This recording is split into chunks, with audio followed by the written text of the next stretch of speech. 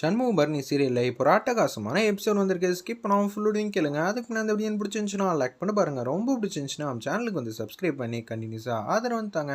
நம்ம சண்முகம் வந்து ஏதோ ஒரு பஞ்சாயத்தில் வந்து இருக்காங்க. அங்கன்னு பார்த்து ஏகப்பட்ட பேர் இருக்காங்க.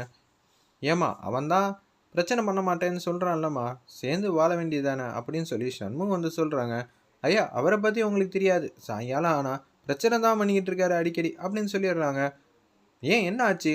நான் இனிமேட்டு எந்த தப்பும் பண்ண மாட்டேன் அப்படின்னு சொன்னனால, அப்பான்னு பார்த்து காலில் வந்து விழுந்துடுறாங்க. பொண்டாட்டி காலில். இனிமேட்டு தப்பு பண்ணேன்னு தெரிஞ்சிச்சுன்னு வச்சுக்கேன், அப்புறம் அவ்வளோதான். அம்மா மன்னிச்சிக்கம்மா, தயவு செஞ்சு ஏற்றுக்கங்கன்னொன்னே, அதே மாதிரி ஏற்றுக்கலான்னு அவங்க அந்த மனைவி வந்து முடிவு எடுத்திருக்காங்க. அதே மாதிரி அவங்களும் வந்து ஏற்றுக்கிட்ட மாதிரி தெரியுது. ஒரு பக்கம் சவுந்தரபாண்டி வந்து மாசா வந்து கை தட்டிக்கிட்டே வராங்க. இதுதான்டா சரியான சந்தர்ப்பம் அப்படின்னு சொல்லி முத்துப்பாண்டி வந்து வந்துகிட்டு இருக்காங்க. நம்ம பரணியும் சண்முகத்தையும் பிரிக்கிறதுக்கு திட்டம் போட்டிருக்காங்க போல இருக்கு அந்த இடத்துல.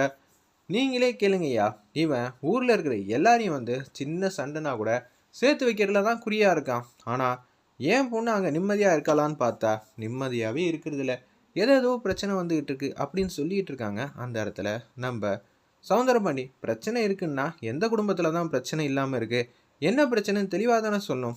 என் பொண்ணு உன்னமும் சண்முகமும் சேர்ந்து வந்து வாழவே இல்லை அப்படின்னு சொல்லிடுறாங்க. என்னையா அது இப்படி சொல்லிட்டு இருக்கீங்க அப்படின்னு சொல்லும்போது சண்முகத்துக்கிட்ட கேட்குறாங்க. அவங்க எதுவும் சொல்ல மாட்டேங்கிறாங்க. இவங்கிட்ட கேட்டால் எப்படி தெரியும், இவன் மாற்றி சொன்னாலும் சொல்லுவான். பஞ்சாயத்துன்னு ஒன்று வந்து புகார்னு கொடுத்தாச்சுன்னா என்ன பண்ணும், ஹஸ்பண்டை மட்டுமா விசாரிப்பீங்க, மனைவியும் கூப்பிட்டு வச்சு விசாரிக்க மாட்டீங்களா அப்படின்னு சொன்னோன்னே, சரி முதல்ல இந்த தகவல்லாம் வந்து போய் சொல்லிட்டு வாங்க, அது வரைக்கும் இந்த பஞ்சாயத்து வந்து கலையவே கூடாது அப்படின்னு முத்துப்பாண்டியும் நம்ம சவுந்தரபாண்டியும் சொல்லிடுறாங்க. தீர்ப்புனா இன்றைக்கே வந்து தீர்ப்பு கொடுத்ததா இருக்கட்டும், இவங்க ஏதோ ஒன்று பிரச்சனை பண்ணணும்னு முடிவில் இருக்காங்க. அப்போன்னு பார்த்து வெட்டுக்கிளி வந்து வேக வேகமாக போகிறாங்க அந்த இடத்துல. இது மாதிரி பஞ்சாயத்தில் அண்ணனை அசிங்கப்படுத்தணுன்னே பேசுகிறாங்க. என்னடா ஆச்சு சொல்லுங்கிற மாதிரி அந்த இடத்துல ரத்தனம் கேட்டதுனால எல்லாத்தையும் சொல்லிடுறாங்க. ஓ இப்படியெல்லாம் வந்து போயிட்டுருக்கா பரணி அப்படின்னு சொல்லி நம்ம ரத்தனா வந்து நடந்ததெல்லாம் வந்து சொல்கிறாங்க பரணிக்கிட்ட. நீ அண்ணனோட மான மரியாதை போகிற அளவுக்கு நடந்துக்காத சரியா அப்படின்னு சொல்லிடுறாங்க அந்த இடத்துல. சரி இந்த வீட்டுக்கு ஒரு கஷ்டம்னா எனக்கும் தானே கஷ்டம்.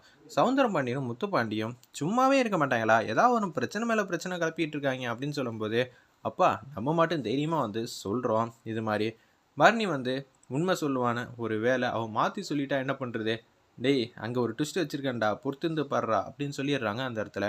நம்ம சவுந்தரபாண்டி அதே மாதிரி அவங்க பொண்ணு வந்துட்டாங்க. ஏமா உங்கள் 2 பேர் பேர்லேயும் புகார் வந்து கொடுத்துருக்காங்க, நீங்கள் கணவன் மனைவியா நிம்மதியாக வாழ்கிறீங்களா இல்லையா சொல்லுங்கிற மாதிரி கேட்குறாங்க அந்த இடத்துல பஞ்சாயத்து தலைவர்லாம். அப்பான்னு பார்த்து என்னப்பா சொல்ல போகிறா, எனக்கு ரொம்ப பாட்டமாக இருக்குது. முத்துப்பாண்டி வந்து கவலைப்பட்டுட்டு இருக்காங்க. நமக்குள்ள 1000 பிரச்சனை இருக்கலாம், என் மானவ மரியாதை போகிற அளவுக்கு எதுவும் சொல்லிடாத அப்படின்னு சொல்கிறாங்க அந்த இடத்துல. நம்ம சண்முகம் அப்பான்னு பார்த்து என்ன சொல்கிறாங்கன்னா, இல்லை நாங்கள் நிம்மதியாக இல்லை அப்படின்னு சொல்லிடுறாங்க. பார்த்தீங்களா என் பொண்ணு பொய் சொல்ல மாட்டான்னு எனக்கு நல்லாவே தெரியும். அச்சச்சோ சின்ன பிள்ளைக்கு சொன்ன மாதிரி சொல்லியிருந்தோம், இது மாதிரி பண்ணிட்டாலேன்னு வைகுண்டம் அந்த இடத்துல சண்முகத்தோட தங்கச்சி எல்லாரும் வந்து ஃபீல் பண்ணிகிட்டு இருக்காங்க. பார்த்தீங்களா இனிமேட்டு என் பொண்ணு அந்த வீட்டில் இருக்கணும்னு அவசியமே இல்லை. என்ன நீ இப்படி பேசிக்கிட்டு இருக்க, இந்த பொண்ணை உன் வீட்டுக்கு கொண்டு வரணும் தானே இப்போ இந்த சதி திட்டம் ட்ராமாலாம் போட்டுட்ருக்க. எவனாவது பெத்த பொண்ணோட வாழ்க்கையை வந்து பாழாக்கணும்னு நினப்பானா? நான் அப்படியெல்லாம் நினைக்கவே இல்லை. நீ பரணிக்கு நியாயம் கேட்கணும்னு நினச்சேன். நீ கல்யாணம் பண்ணது கதையும் ஊருக்கெல்லாம் தெரியும். பரணி அதுக்கப்புறம் 100 நாள் பிரச்சனை பண்ணதுன்னு தெரியும். அதுக்கப்புறம் இப்போ தான் அவங்களுக்குள்ள பிரச்சனையே இல்லாமல் புரியறதுக்கான டைமிங் வந்து வருது. அப்போன்னு பார்த்து இது மாதிரிலாம் சண்டை போட்டுட்டு இருந்தா எப்படிங்கிற மாதிரி அந்த இடத்துல வந்து வைகுண்டம் வந்து பேசுகிறாங்க.